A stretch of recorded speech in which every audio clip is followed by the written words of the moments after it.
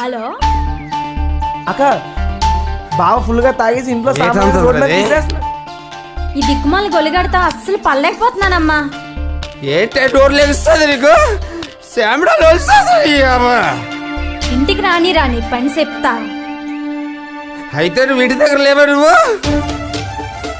ఎవరితో తిరుగుతున్నావు నువ్వు?